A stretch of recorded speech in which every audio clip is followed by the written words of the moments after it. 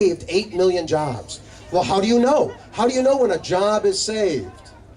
It's amazing. You know, Obama said that there is no such thing as a shovel-ready job. He only now discovered it after spending $1 trillion trying to create shovel-ready jobs.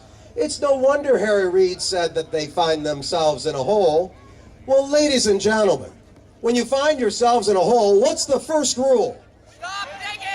Stop digging. That's right. It is time for them to stop spending our money, our children's money, our grandchildren's money, because the Tea Party Express stands for one thing. You cannot spend your way out of a deficit, and you cannot borrow your way out of a debt. You know that the Tea Party stands for defeating liberals. Defeating liberals and electing good constitutional conservatives. But if I've got an idea for them. What if they were to read the bills before they impose a new law on us? What do you think? I've got something else that they should read here. Do you know what this is? The Constitution of the United States. You know, if you think the Tea Party movement is just about economics, if you think it's just about jobs, you're missing a very important element. It's about restoring honor to the Constitution. Because this is the job description of what the senators and congressmen have to go do. And it's what we'd like them to read. You know, Obama calls this a document filled with negative rights. Negative rights? We call that protection for our freedom.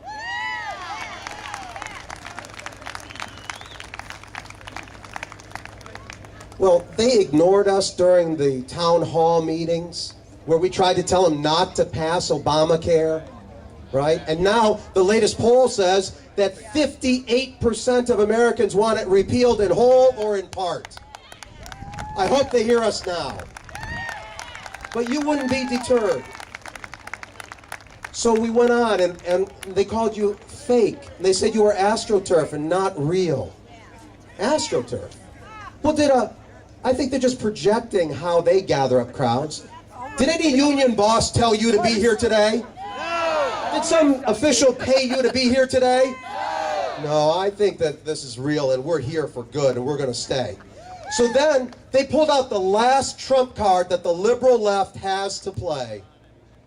They said that you're all racist. Racist. Yeah. So I got to thinking about it. We oppose Harry Pelosi. I'm sorry, did I just say that? We oppose Harry Reid. We oppose Nancy Pelosi. We oppose Barbara Boxer in California. We oppose Mike Castle in Delaware, and now Chris Coons in Delaware. We oppose Lisa Murkowski up in Alaska. We're going to have to oppose her again. And everybody we oppose is white. How can this be racism? We don't oppose Nancy Pelosi and Harry Reid because of their skin color. We oppose Nancy Pelosi and Harry Reid because their policies are all wrong for America.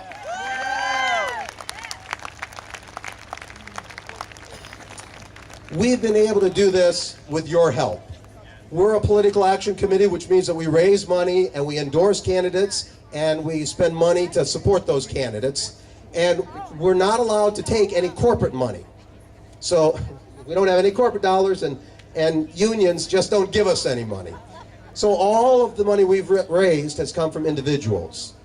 And the most any individual can give us is $5,000. The average contribution has been between $60 and $65. And with that, over this last election cycle, we've raised and spent over $8 million electing constitutional conservatives, defeating liberals. I'd like to show you one of the commercials that we've produced to see what it is that your money has bought. Time and again, Harry Reid has shown disdain for the people of this country whom he's supposed to be serving. Reid dishonored our troops fighting overseas and called their mission a failure. I believe, myself, that this war is lost. He showed contempt for his constituents when they confronted him in Congress. You could literally smell the tourists coming into the Capitol. Now, he has the nerve to compare opponents of government-run health care to those who supported slavery. Do you think you've heard these same excuses before? You're right. In this country, belatedly recognized the wrongs of slavery. Senator Reid It is we the people who have been slaves to your failures and arrogance. Your billion-dollar bailouts, higher taxes, and out-of-control deficit spending have failed the people of Nevada and failed America. Our country deserves better, and in this election, we the voters are going to hand you a pink slip and vote you out of office. Our country deserves better, Pat. You like that? And now Sharon Angle is up 4 points over Harry Reid. She's going to win in Nevada on Tuesday. John Racy's going to win here on Tuesday. We're going to win across the country on Tuesday. Thank you all, ladies and gentlemen. Howard Kalugian, thank you. I was telling you about our Tea Party Express booklet, and they're going to be around, and guess who? Sarah Palin, right inside, and one of the other times she's been with us on the Tea Party Express. Now, you saw Amy Kramer just a few minutes ago. There's a number of things Tea Party Express is doing for local candidates that you've been helping out, and we want to talk a little bit about that and what your role can be in furthering our cause as we organize to take back our country. Amy Kramer.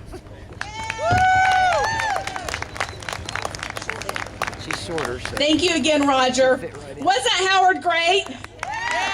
He's a smart cookie, and he's leaving us tomorrow. He has to go back and work, so I'm going to miss him. I'm disappointed he's leaving, but, you know, he can't count on the administration to pay his bills. All of us have to work, right? Right. So you guys, as I said, locals reached out to us here and asked us to come here, and we are so glad to be here today. You know, this Tea Party movement has done amazing things over the past year and a half. The movement was just born a year and a half ago, and I know that you guys had a Tea Party right here in Wheeling, West Virginia on April 15th of 2009, and it was a big one. And I worked with the local organizers then, and I am so glad that there are conservatives here, because we need to send conservatives to Washington to represent this state. That's right. We sure do. And you know, the amazing thing is, as I was saying, we've done great things the past year and a half. Earlier this year, Scott Brown was elected to the U.S. Senate in Massachusetts. And everybody said, all the politicos in Washington, the pundits and analysts said, oh, it can't happen, because there's no way a Republican can take that seat, a Kennedy seat, a Democrat seat that was held for over 40 years. And we, the people, got behind Scott Brown and helped him win that seat. And now Massachusetts has a Republican senator in Washington. That's right. And we helped him by phone banking. We were making calls from across the country. People were donating to him from across the country. People were supporting him. They were going to Massachusetts and walking neighborhoods and doing everything that they could to help get him elected. And it happened. And, you know, January wasn't that long ago. I mean, we're talking 10 months, almost 11 months ago. And these people in Washington seem to have forgotten it, because they say that Sharon Angle can't beat Harry Reid, that Christine O'Donnell can't beat Chris Coons, and that Joe Miller can't beat Lisa Murkowski and Scott McAdams in Alaska. You know, they just don't get it. They're living inside of a bubble, and they don't get what is going on out here in the country. They don't have their pulse on the heartbeat of America. And I'm going to tell you what's happening. They're in a bubble, and we the people are another bubble, and those two bubbles are going to collide on Tuesday. That's right.